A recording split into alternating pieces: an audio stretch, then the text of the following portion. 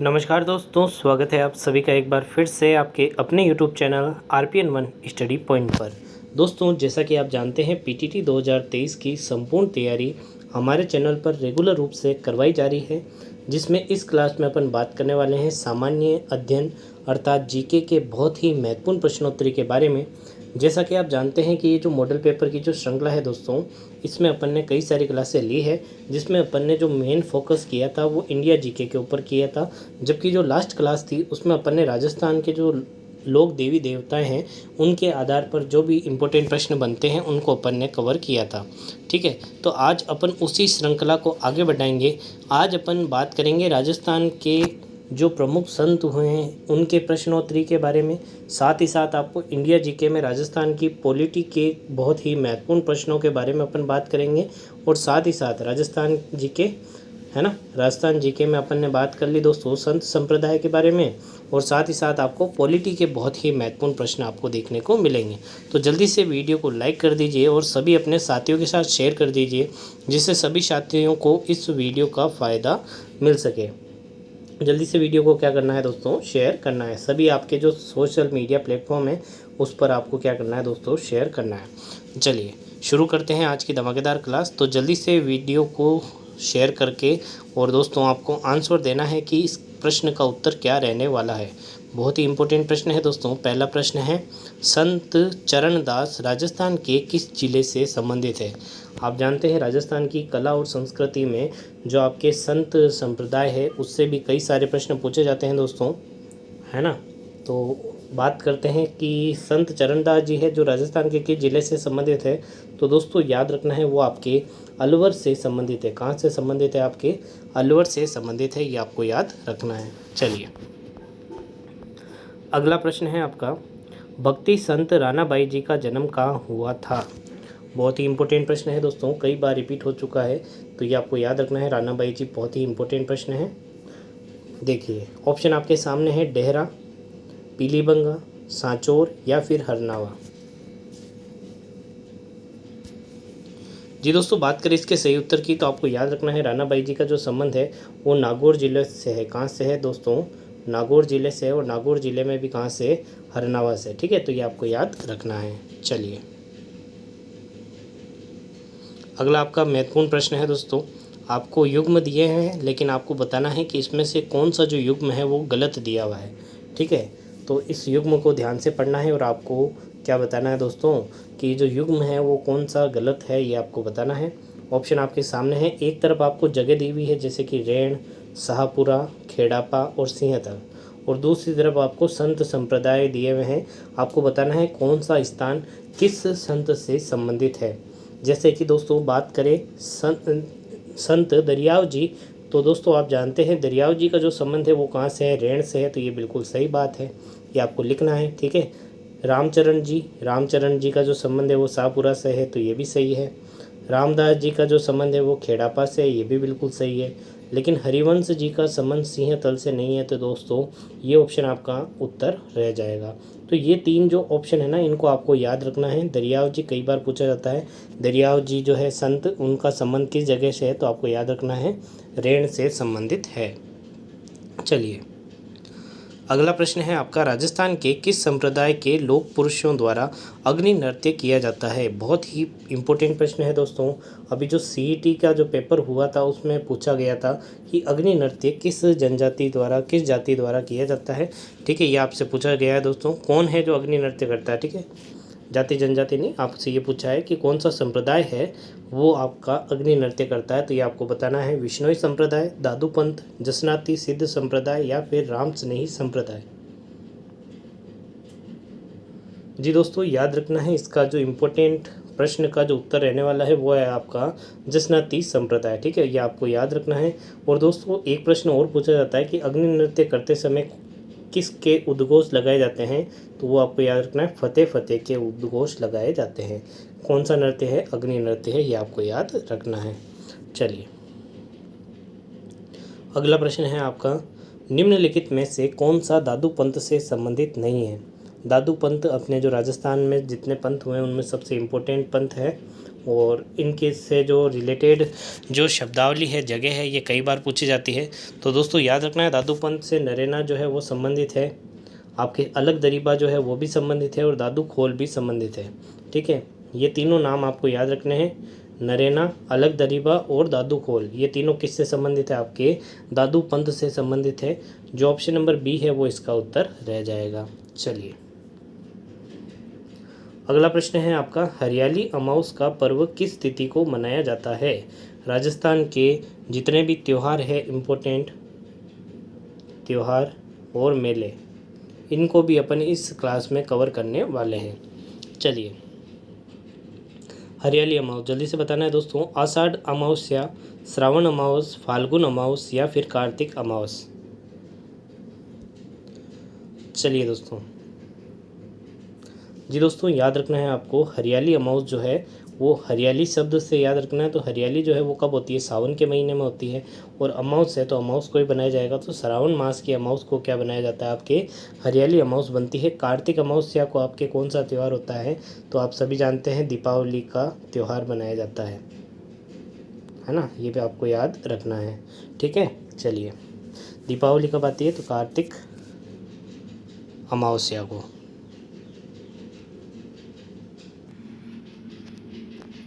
चलिए अगला प्रश्न है आपका, गणगौर पर्व पर गौर की पूजा होती है, यह किस देवी की होती है? आपसे पूछा है दोस्तों, गणगौर में जो गौर होते हैं वो कौन सी देवी होती है, ये आपसे पूछी गई है। दुर्गा, पार्वती, सरस्वती और गंगा। जी दोस्तों बहुत ही इम्पोर्टेंट प्रश्न है। जितनी भी गर्ल्स स्टूडेंट हैं उनको तो ये पता ही होगा कि गणगौर में जो गौर होती है वो किसको कहते हैं? अपन माता पार्वती को कहते हैं। Option number B. गणगौर जो है वो शिव जी की पूजा होती है इसमें। ठीक है, ये आपको याद रखना है, शिव जी पार्वती की पूजा होती है इसमें। चलिए राजस्थान में अबूझ सावा किसे मानते हैं? जी दोस्तों, अबूझ सावा का मतलब होता है दोस्तों, शादी के लिए मुहूर्त निकालने के लिए पंडित जी को बुलाने की आवश्यकता नहीं होती है। इस दिन आप शादी कर सकते हैं। ठीक है, बिना पंडित जी से पूछे, ये एकदम शुभ माना जाता है। ऑप्शन आपके सामने है, गणगौर, बसंत पंचमी, कार्तिक पूर्णिमा या फिर आखा तीज। ये भी कई बच्चों को पता होगा क्योंकि कई शादियों में वो जाते हैं उस दिन। तो याद रखना है दोस्तों, अबूझ सावा जो राजस्थान में माना जाता है वो है आपके आखा तीज। अगला है आपका, राजस्थान में त्योहारों की जो शुरुआत है वो श्रावणी तीज से होती है और अंत किससे होता है, ये आपको बताना है। जल्दी से बताना है दोस्तों। चलिए एक प्रश्न तो आपको यही याद रखना है, राजस्थान में पहला जो त्यौहार है, त्योहारों की जो शुरुआत है वो कौन से तीज से मानी जाती है? श्रावणी तीज से मानी जाती है। और लास्ट जो त्यौहार माना जाता है वो कौन सा मानते हैं? तो दोस्तों याद रखना, आपको गणगौर मनाया जाता है, ये आपको याद रखना है। अगला प्रश्न है दोस्तों, राजस्थान के कौन से क्षेत्र में गुलाबी गणगौर चैत्र शुक्ल पंचमी को मनाई जाती है? पहला ऑप्शन, पहले तो आपको यही याद रखना है, गुलाबी गणगौर कब मनाई जाती है दोस्तों? चैत्र शुक्ल पंचमी। आप जानते हैं जो चैत्र का महीना है वो हिंदू महीने का पहला महीना आता है ना। तो दोस्तों याद रखना है, चैत्र शुक्ल पंचमी को क्या बनाई जाती है दोस्तों? गुलाबी गणगौर बनाई जाती है। और वो किस जगह पर बनाई जाती है दोस्तों? तो ऑप्शन आपके सामने है, पुष्कर, नाथद्वारा, जयपुर, उदयपुर। कई बार प्रश्न आता है दोस्तों कि गुलाबी गणगौर कहाँ की प्रसिद्ध है, और यही चार ऑप्शन आपको दिए हुए मिलते हैं। और बच्चे क्या करते हैं, गुलाबी नगर है ना, पिंक सिटी देख के अपन क्या कर देते हैं, जयपुर करके आ जाते हैं। जबकि याद रखना है, गुलाबी जो गणगौर है वो कहाँ की है? आपके नाथद्वारा की प्रसिद्ध है, ये आपको याद रखना है। चलिए अभी अपन बात कर चुके हैं हरियाली अमावस। हरियाली सावन के महीने में होती है और अमावस के दिन होती है हरियाली अमावस। चलिए अगला प्रश्न है आपका, निम्न में से विवाह के लिए राजस्थान में अबूझ सावा, ये भी वापस रिपीट हो चुका है दोस्तों। चलिए अगला प्रश्न है आपका, कजली तीज का त्यौहार कहाँ मनाया जाता है? जल्दी से बताना है दोस्तों, कजली तीज का जो त्यौहार है, हालांकि राजस्थान में कई जगह बनाया जाता है, लेकिन मुख्य रूप से कजली तीज का जो त्यौहार है वो कहाँ मनाया जाता है? जयपुर, जोधपुर, उदयपुर और बूंदी। जी दोस्तों जल्दी से बताना है।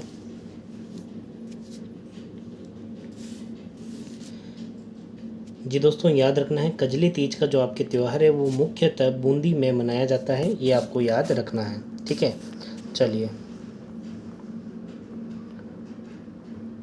अगला है दोस्तों, ईसर और ईसरी की जो पूजा है वो किस त्यौहार पर की जाती है। ये भी बहुत इंपॉर्टेंट प्रश्न है दोस्तों। चलिए सभी जानते हैं दोस्तों कि ईसर और ईसरी जो है, अभी अपन ने बात की थी, गणगौर का जो त्यौहार है वो शिवजी और पार्वती की जी इसमें पूजा की जाती है। तो इसी जो गणगौर के त्यौहार को अपन कहते हैं ईसर और ईसरी का अपन पूजा करते हैं, तो ऑप्शन नंबर बी। चलिए अगला प्रश्न है आपका, श्वेतांबरो जैनों द्वारा पर्युषण पर्व कब और कितने दिन का मनाया जाता है। जी दोस्तों, श्रावण 8 दिन, भाद्रपद 8 दिन, श्रावण 7 दिन या फिर भाद्रपद 7 दिन। ऑप्शन है आपके, जल्दी से बताना है। श्वेतांबर जैन द्वारा जो पर्युषण पर्व है वो कब और कितने दिन मनाया जाता है। आपको ये भी याद रखना है पर्युषण पर्व का संबंध किस समुदाय से है, तो आपको याद रखना है जैन धर्म से, ये भी आपको याद रखना है। ठीक है, चलिए जैन धर्म के कितने भाग होते हैं, तो दोस्तों याद रखना है जैन धर्म के 2 भागों में बटा हुआ है जैन धर्म। एक है आपका श्वेतांबर, एक है आपका दिगंबर। श्वेतांबर किसे कहते हैं, जो सफ़ेद कपड़े धारण करते हैं।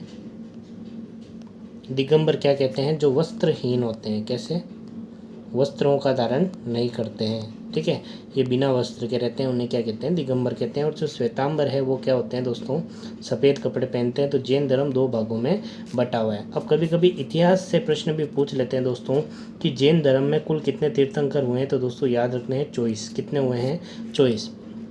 24वें तीर्थंकर कौन थे दोस्तों, तो उनके बारे में पूछा जाता है, तो वो थे आपके महावीर स्वामी। कौन थे, महावीर स्वामी। ये भी आपको याद रखना है।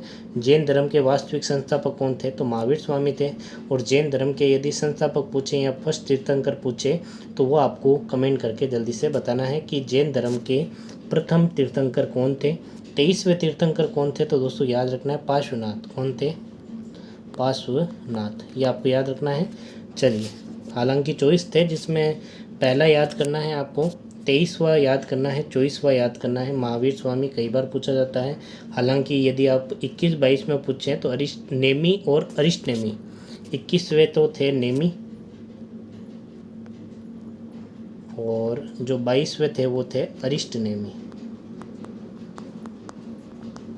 हालांकि इतना डीपली प्रश्न नहीं आएगा, लेकिन फिर भी आपको पता होना चाहिए। चलिए जी, तो इसका जो उत्तर था वो क्या रहने वाला है दोस्तों, भाद्रपद महीने में ये त्यौहार मनाया जाता है। और कितने दिनों का होता है, 8 दिनों का होता है, ये भी आपको याद रखना है। चलिए अगला प्रश्न है आपका, संविधान की दूसरी अनुसूची का संबंध किससे है। जल्दी से बताना है दोस्तों। नए राज्यों के निर्माण से, महत्वपूर्ण पदाधिकारियों के वेतन और भत्तों से, संसद से या फिर राष्ट्रपति चुनाव से।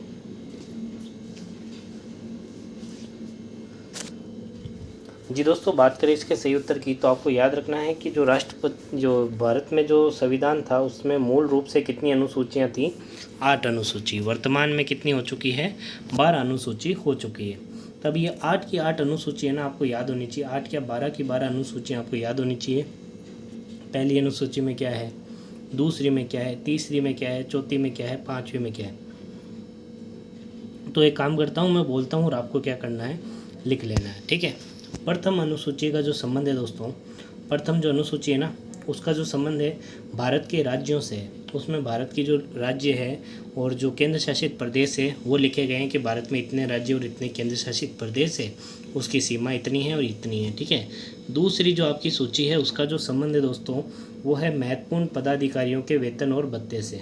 ठीक है, मतलब राष्ट्रपति को कितना वेतन दिया जाएगा, उपराष्ट्रपति को कितना वेतन दिया जाएगा, लोकसभा अध्यक्ष को कितना वेतन मिलेगा, उपाध्यक्ष को कितना वेतन मिलेगा, विधानसभा के अध्यक्ष को कितना वेतन मिलेगा।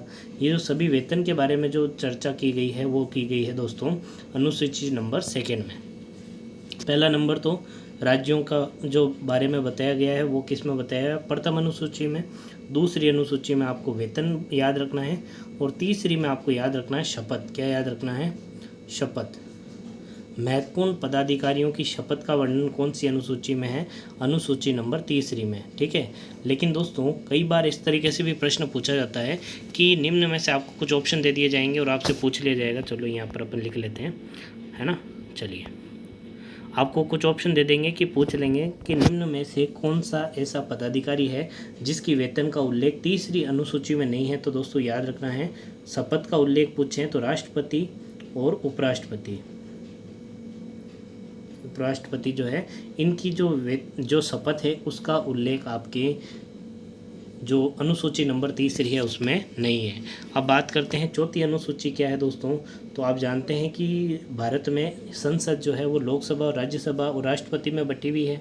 तो राज्यसभा की सीटें जो हैं उनका जो बंटवारा है कि किस राज्य से कितने राज्यसभा के सदस्य आएंगे, वो चौथी अनुसूची में लिखा गया है। 5वीं अनुसूची जो है दोस्तों, 6ठी अनुसूची, 5वीं, 6ठी और ये जो 7वीं है, चलिए साथ साथ लिख लेते हैं अपन। 5वीं अनुसूची का जो संबंध है वो है दोस्तों SC/ST से। किससे है दोस्तों? SC/ST समुदाय से है। 6ठी अनुसूची आपको याद रखना है ATM²।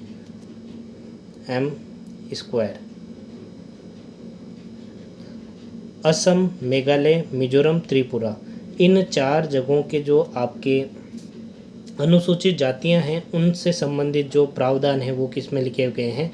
अनुसूची नंबर 6 में लिखे गए हैं। 7 में क्या है दोस्तों? तो याद रखना है, अपन को साथ साथ नहीं रहना, अब अपन को क्या करना है? बंटवारा करना है। अर्थात 7वीं जो आपकी अनुसूची है उसमें आपके केंद्र 2 सरकारें होती है, एक तो भारत की जो केंद्र सरकार है, एक होती है आपके राज्य सरकार। इन दोनों की शक्तियों का क्या कर दिया? बंटवारा कर दिया। क्या कर दिया? बंटवारा कर दिया कि ये काम कौन करेगा? केंद्र सरकार करेगी और ये काम कौन करेगा? राज्य सरकार करेगी। तो इसका वर्णन कौन सी अनुसूची में है? 7वीं अनुसूची में है। और 8वीं अनुसूची के बारे में बात करें दोस्तों, तो जो भाषा है वो किसके अंदर लिखी गई है? वो लिखी गई है आपके 8वीं अनुसूची में कि भारत की कितनी भाषाएं हैं। तो कुल कितनी भाषाएं हैं? वर्तमान में 22 भाषा है। और मूल रूप से कितनी भाषाएं थी? तो मात्र 14 भाषाएं थी। 9वीं अनुसूची जो है दोस्तों, जी दोस्तों, बार बार अनुसूची से प्रश्न पूछा जाता है, आपको ये ध्यान रखना है, एक पेपर लेना है और वापस इसको लिखते चलना है। ठीक है, चलिए। 9वीं अनुसूची जो है वो प्रथम संविधान संशोधन के तहत जोड़ी गई थी। इसके अंदर भूमि सुधार से रिलेटेड कानून है। कैसे हैं दोस्तों? भूमि सुधार कानून किस में है? 9वीं अनुसूची में है। ठीक है, चलिए अगले के ऊपर चलते हैं। चलिए, अगला है आपका 10वीं अनुसूची, 11वीं अनुसूची और 12वीं अनुसूची। 10वीं अनुसूची का जो संबंध है 10 है ना, 10 से आपको याद रखना है दल बदल। जो आपके 10 नंबर लाने वाले जो बच्चे थे ना स्कूल में, वो अपना क्या कर लेते थे? दल बदल कर लेते थे। ऐसे याद रख लेना है। 10वीं जो अनुसूची है उसमें किससे रिलेटेड प्रावधान दिए हुए हैं? दल बदल से संबंधित प्रावधान दिए हुए हैं। 11वीं अनुसूची आपके ग्राम पंचायत से रिलेटेड है। और 12वीं अनुसूची आपके शहरी निकाय से रिलेटेड है। कई बार प्रश्न पूछा जाता है, तो ये 12 नाम आप आसानी से याद कर सकते हैं। मैं वापस रिपीट कर रहा हूँ। पहली जो अनुसूची है उसमें आपके जो जितने भी राज्य हैं उनका उल्लेख है। दूसरी अनुसूची में आपके किसका उल्लेख है? वेतन का। तीसरी में शपथ। चौथी में राज्यसभा की सीटें बटी हुई है। 5वीं में SC/ST। 6ठी में ATM²। 7वीं में जो आपके केंद्र और राज्यों के बीच में जो शक्तियों का बंटवारा है वो किया हुआ है। 8वीं के अंदर भाषा है। 9वीं के अंदर आपको याद रखना है कि भूमि सुधार से रिलेटेड कानून है। 10वीं के अंदर आपको याद रखना है कि दल बदल से रिलेटेड कानून है। 11वीं के अंदर ग्राम पंचायत और 12वीं के अंदर जो आपके शहरी निकाय है उसके बारे में, जो नगर पालिका वगैरह होती है उसके बारे में लिखा गया है।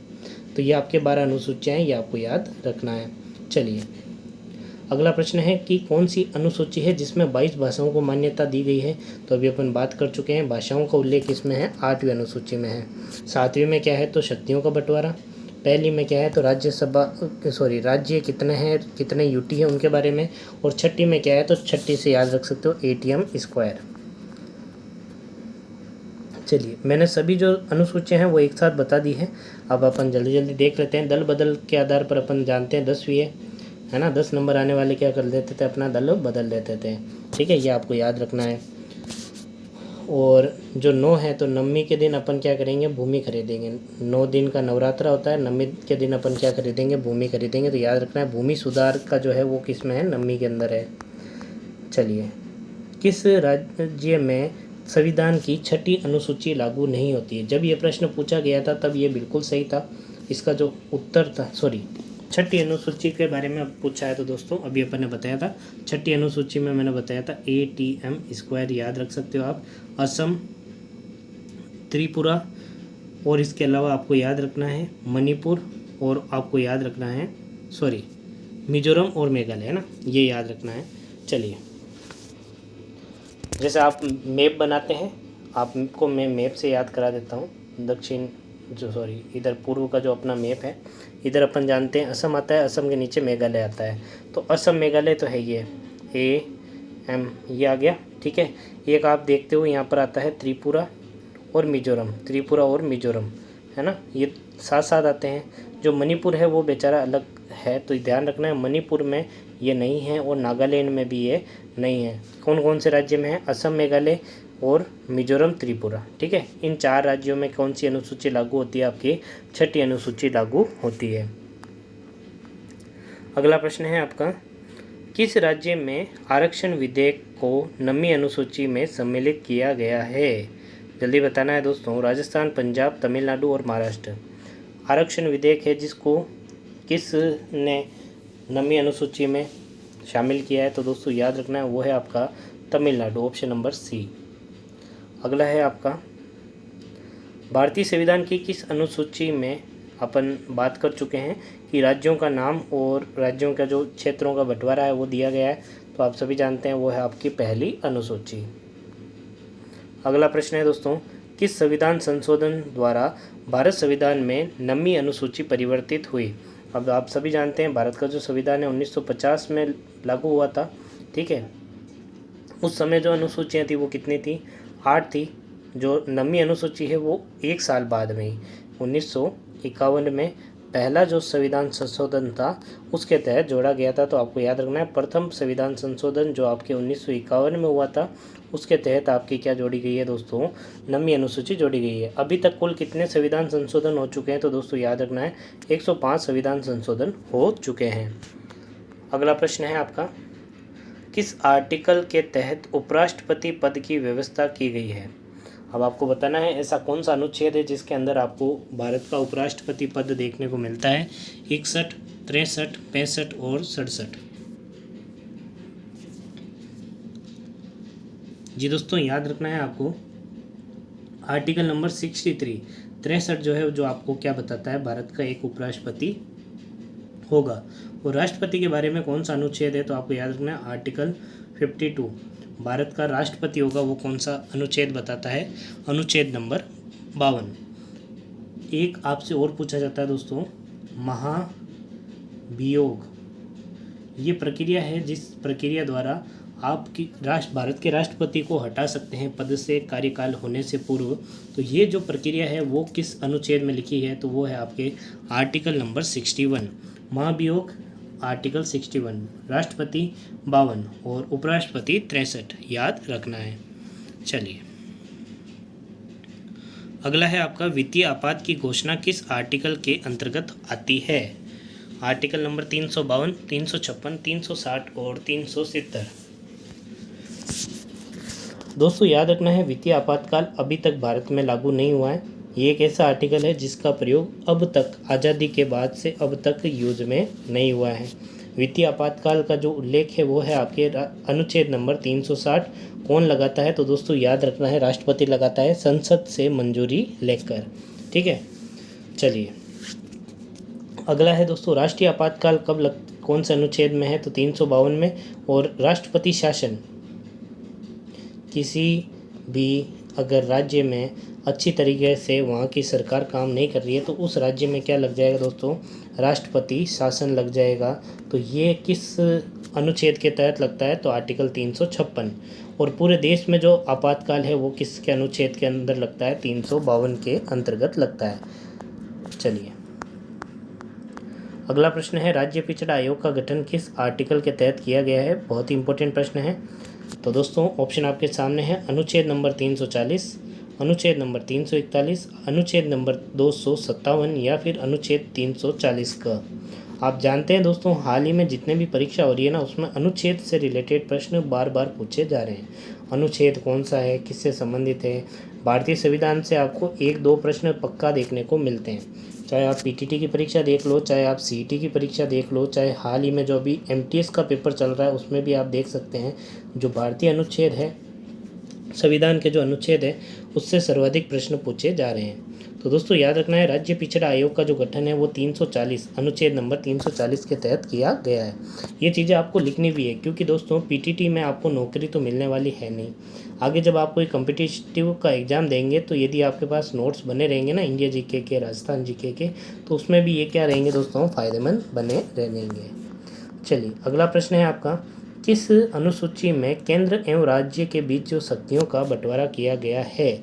तो केंद्र और राज्य रहते तो बिल्कुल साथ साथ है, लेकिन उनकी जो शक्तियां हैं वो भी किस के अंदर बटी हुई है? 7 के अंदर ही बटी हुई है। तो याद रखना है 7वीं अनुसूची। अगला प्रश्न है दोस्तों, समृद्धि सूची किस राज्य से संबंधित नहीं है?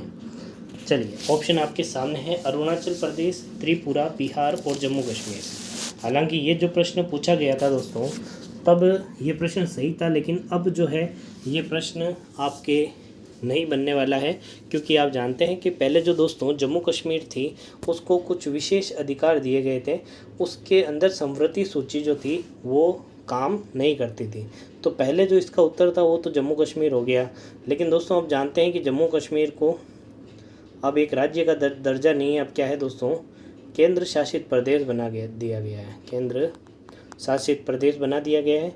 और जम्मू कश्मीर के 2 टुकड़े भी कर दिए गए हैं, एक है जम्मू कश्मीर और दूसरा जो टुकड़ा किया गया है वो है आपका लद्दाख। क्या किया गया है दोस्तों, लद्दाख के रूप में तोड़ दिया गया है।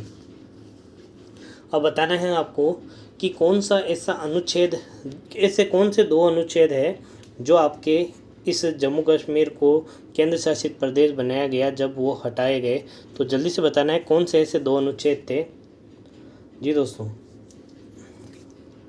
दोस्तों एक तो आप सभी जानते हैं अनुच्छेद नंबर 370, और दूसरा आपको याद रखना है 35A। ये दोनों अनुच्छेद किससे रिलेटेड थे? आपके जम्मू कश्मीर से रिलेटेड थे, अब नहीं है, ठीक है। अब आपको ये याद रखना है।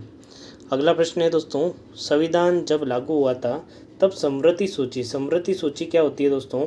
समृद्धि सूची में ऐसे सब्जेक्ट होते हैं जिसके अंदर केंद्र भी कानून बना सकता है, भारत सरकार भी कानून बना सकती है और राज्य सरकार भी कानून बना सकती है। जैसे कि अगर मैं बोलूं परिवहन, शिक्षा, जनसंख्या लिखी है, जनगणना नहीं लिखी है ना। तो जनसंख्या के लिए जो कानून बनते हैं वो भी आप देख सकते हैं, केंद्र और राज्य दोनों बना सकते हैं। शिक्षा के अंदर आप आसानी से समझ पाएंगे, राज्य सरकार की भी स्कूलें होती है, केंद्र सरकार की भी स्कूलें होती है। साथ ही साथ परिवहन में भी आप समझ पाएंगे कि जो नेशनल हाईवे होते हैं वो केंद्र सरकार द्वारा बनाए जाते हैं, जबकि जो स्टेट हाईवे जो होती है, जो लोकल सड़क होती है, वो किसके द्वारा बनाई जाती है? आपके राज्य सरकार द्वारा बनाई जाती है। तो परिवहन, शिक्षा, ये ऐसे सब्जेक्ट हैं जो समृद्धि सूची के अंदर आते हैं। इसमें केंद्र और राज्य दोनों सरकार काम कर सकती है। लेकिन कुछ ऐसे सब्जेक्ट होते हैं जिसके ऊपर काम सिर्फ और सिर्फ कौन करता है? आपके केंद्र सरकार करता है, तो वो उसको केंद्र सूची में रखते हैं। और कुछ ऐसे विषय हैं जिसको अपन ने सिर्फ और सिर्फ किसके अंदर रख रखे हैं? राज्य में रख रखे हैं, तो उस पर जो कानून है वो राज्य बनाता है। तो केंद्र में कौन कौन से, जैसे कि परमाणु शक्ति बननी है, कोई परमाणु अटैक करना है, तो ऐसा थोड़ी राजस्थान अपना अलग परमाणु बम बना रहा है, अपने सिक्किम अलग परमाणु बम बना रहा है, गोवा अलग परमाणु बम बना रहा है, नहीं, वो भारत सरकार बनाएगी, है ना। तो याद रखना है समृद्धि सूची में कुल कितने विषय थे? तो मूल रूप से थे कितने? 47। अब कितने हो गए हैं? तो आपको याद रखने 52। अब कितने हो चुके हैं? 52 हो चुके हैं। राज्य सूची में कितने विषय थे मूलतः रूप से? तो दोस्तों याद रखना है कितने थे? 66 पहले थे, अब कितने हो चुके हैं? 61 हो चुके हैं, ठीक है। और ये भी आपको याद रखना है। केंद्र सरकार के बारे में पूछे दोस्तों, केंद्र सरकार या फिर संघ सूची में कितने विषय थे, तो मूलतः दोस्तों थे 97 विषय, और वर्तमान में कितने हैं, तो अब याद रखना है पूरे 100। अब कितने हैं दोस्तों, 100 विषय है केंद्र सूची में। अगला है दोस्तों, राजस्थान के कौन से लोक देवता को धोलियावीर के नाम से जाना जाता है, बाबूजी, कबीर, गोगा जी या फिर तेजा जी। जी दोस्तों, याद रखना है धोलियावीर किसे कहते हैं, तो तेजा जी को कहते हैं। एक प्रश्न लोक देवता से और आता है पंच पीरों को लेकर, कि राजस्थान में कौन से लोक देवता पंच पीर में हैं, तो पंच मतलब 5 ही पीर है। पीर का मतलब क्या होता है दोस्तों, ऐसे लोक देवता जिनकी पूजा हिंदू भी करते हैं और मुस्लिम भी करते हैं, है ना। तो ऐसे लोक देवता जिनकी जो पूजा है वो हिंदू मुस्लिम दोनों संप्रदाय के लोग करते हैं, दोनों धर्म के लोग करते हैं, तो उन्हें अपन कहते हैं पंच पीर। ऐसे कितने लोक देवता हैं, तो 5 लोक देवता हैं। तो याद रखना है गो पा मेहरा, ये एक नाम याद रखना है आपको, गोपा मेहरा, ठीक है। अब इससे क्या याद रहेगा आपको, गो से आपको याद रखना है गोगा जी, पा से याद रखना है आपको बाबू जी, मे से याद रखना है आपको मेहा जी मांग लिया, ह से आपको याद रखना है हडबू जी, और रा से आपको याद रखना है रामदेव जी, ठीक है। ये आपके क्या है दोस्तों, पंचपीर है। कई बार प्रश्न पूछा जाता है कि राजस्थान के कौन से लोक देवता पंचपीर में शामिल है और कौन से लोक देवता पंचपीर में शामिल नहीं है। तेजा जी पंचपीरों में शामिल नहीं है, ये आपको याद रखना है। तेजा जी को धोलियावीर कहते हैं, ये भी आपको याद रखना है। गोपा मेहरा, ये भी आपको याद रखना है। गोगा जी, पापू जी, मेहा जी मांग लिया, हडबू जी और रामदेव जी, ये आपके राजस्थान के पंचपीर है। अगला है दोस्तों, देवनारायण जी का मुख्य पूजा स्थल कहाँ पर स्थित है। वेरी वेरी इंपॉर्टेंट प्रश्न है। क्यों दोस्तों, क्योंकि हाल ही में इनकी जो जयंती थी, कितनी जयंती इन्होंने पूरी करी है, 1111वीं जयंती इनकी पूरी हुई है देवनारायण जी की। और इसके लिए इस पर्व पर कौन थे दोस्तों चीफ गेस्ट इसके, तो याद रखना है नरेंद्र जी मोदी, ठीक है। ये आपको याद रखना है, भारत के प्रधानमंत्री यहाँ पर आए थे देवनारायण जी की कौन सी जयंती के ऊपर, 1111वीं जयंती पर। तो ये याद रखना है, देवनारायण जी का जो प्रसिद्ध स्थल है वो है आसीन, और ये आसीन कहाँ पड़ता है, आपके भीलवाड़ा में पड़ता है, ये भी आपको याद रखना है। अगला प्रश्न है आपका, मल्लीनाथ जी का मंदिर कहाँ पर है। ऑप्शन है आपके तिलवाड़ा, कोल्लू, जायल और खडनाल। जी दोस्तों, याद रखना है आपको, मल्लीनाथ जी का जो प्रसिद्ध मंदिर है वो आपके तिलवाड़ा बाड़मेर में स्थित है। अगला प्रश्न है आपका, उस स्थान को चिन्हित कीजिए जो किसी भी प्रकार की लोक देवता रामदेव जी से संबंधित नहीं है ना। ऐसा स्थान जो कि रामदेव जी से संबंधित नहीं है, तो जानते हैं रूणीचे, जो रूणेचा है वो तो संबंधित है, प्रसिद्ध मंदिर यहीं बना हुआ है। पोखरण भी जो है रामदेव जी से संबंधित है। मसूरिया जो है दोस्तों, मसूरिया जो पहाड़ी है वो आपके कहाँ पर है, जोधपुर में स्थित है, ये आपको याद रखना है। और जो रामदेव जी के जो गुरु थे उनका जो मंदिर है वो कहाँ बना हुआ है, मसूरिया की पहाड़ी पर बना हुआ है, ठीक है। ये भी आपको याद रखना है, मसूरिया की पहाड़ी पर रामदेव जी के गुरु जी का मंदिर है और साथ साथ में रामदेव जी का भी मंदिर है। अब बात करें रामदेव जी से कौन सा नहीं है दोस्तों कनेक्टेड, तो ये आपको याद रखना है बनेड़ा। तो ये 3 स्थल तो आपको याद रखना है, रूणेचा, पोखरण और मसूरिया। यहाँ पर किस लोक देवता के मंदिर है, तो रामदेव जी के मंदिर है। चलिए, आज का अंतिम प्रश्न है दोस्तों, जल्दी से कमेंट करके बताना है, राजस्थान के किस स्थान को अन्नकूट महोत्सव लोकप्रिय है। मतलब कौन सा ऐसा स्थान है जिसका अन्नकूट महोत्सव जो है लोकप्रिय है। कालिका माता मंदिर चित्तौड़गढ़, जगदीश जी मंदिर राजसमंद, श्रीनाथ जी मंदिर राजसमंद या फिर करणी माता मंदिर देशनोक। करणी माता को चूहों वाली माता भी कहते हैं दोस्तों, ये भी याद रखना है आपको।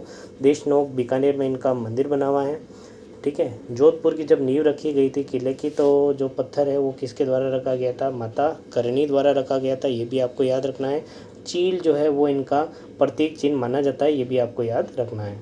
पूछा जाए अन्नकूट महोत्सव कहाँ का है दोस्तों लोकप्रिय, तो दोस्तों याद रखना है श्रीनाथ जी मंदिर राजसमंद का ये लोकप्रिय है, ये आपको याद रखना है। चलिए दोस्तों, आज के लिए बस इतना ही। उम्मीद करते हैं आपको क्लास पसंद आई है। क्लास पसंद आई है तो वीडियो को लाइक करें, कमेंट करके ज़रूर बताना है और सभी साथियों के साथ इस वीडियो को शेयर करना ना भूलिएगा। यदि चैनल पर नए हैं तो चैनल को सब्सक्राइब करके बेल आइकन ज़रूर दबाएं और साथ ही साथ इस वीडियो को सभी साथियों के साथ शेयर करें। धन्यवाद।